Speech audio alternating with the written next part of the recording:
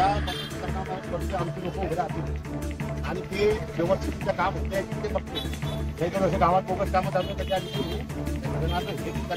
सांगितलं आणि त्या पद्धतीने आता CCTV कॅमेरे आहे, डोम मार्केट आहे, म्हणजे डोमचं जे वर्तन आहे ते बी ते करून देतील.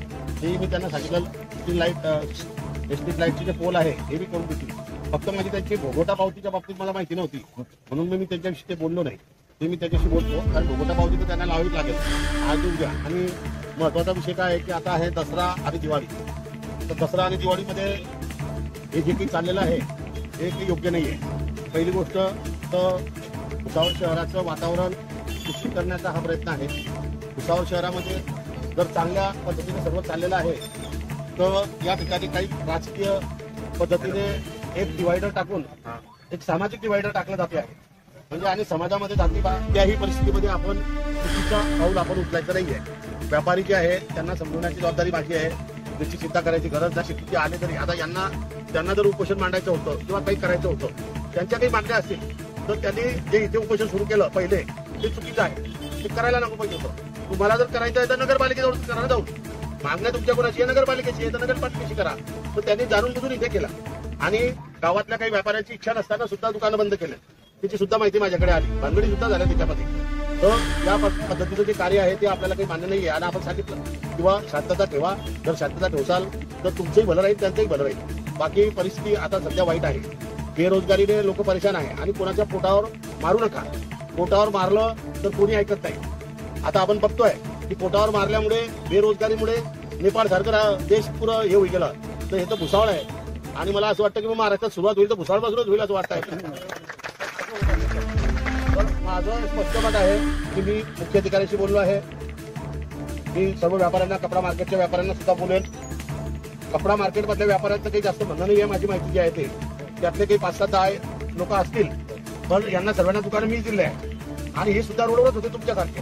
त्याच्यामुळे मी त्यांना समजवेल. आणि राहिला विषय पार्किंगचा तर पार्किंगचा भुसावळमध्ये कोणत्याच कॉम्प्लेक्समध्ये पार्किंग नाही आहे. अलग लक्षात. जर पार्किंग पाहिजे असेल तर मग प्रत्येक दुकानाची पार्किंग खोलावी लागेल. तिचा प्रॉब्लेम आहे. तर माझं म्हणणं काय आहे की आपल्याला व्यापाऱ्यांना मी समजेल की व्यापारी बांधवांनी राजकारणाच्या भानगडीत पडायचं नाही. रिकामी लफडे करायचे नाही. आपल्याला तुम्ही मला फक्त एकच शब्द द्या. तुमच्याकडे मला एकच शब्द पाहिजे की दसरा आणि दिवाळी झाल्यानंतर तुम्ही सर्वांनी तिथे शिकवायचं.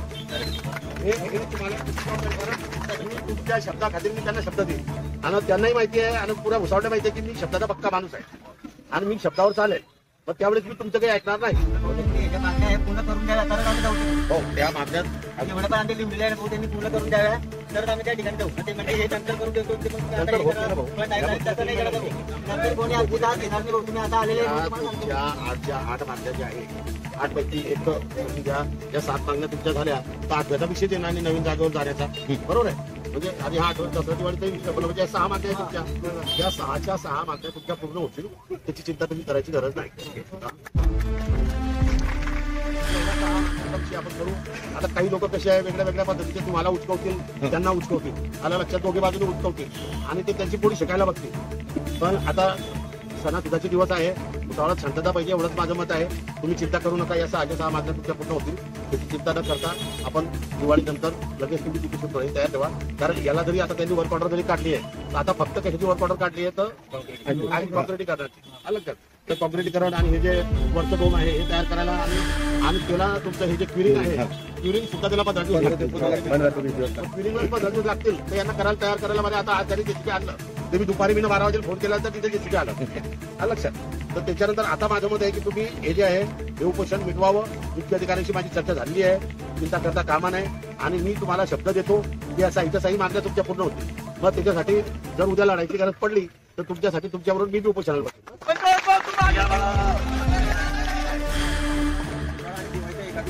दिवाळी झाल्यावर तुम्हाला दुसऱ्या तिसऱ्या दिवशी कंप्लीट करून द्या. दिवाळी पूर्ण झाल्यावर तुम्हाला तिथे जायचं आहे. बाकीचं काही ऐकणार नाही.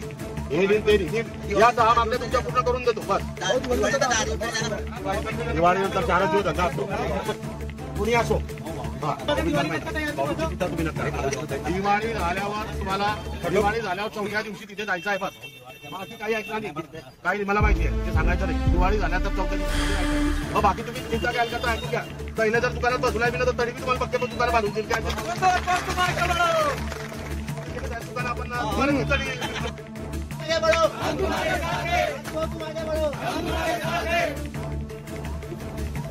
संतोष भाऊ तुम आगे बढ़ो। संतोष भाऊ की जय। राष्ट्रीय अवकाश सेनाचा राष्ट्रीय अवकाश सेनाचा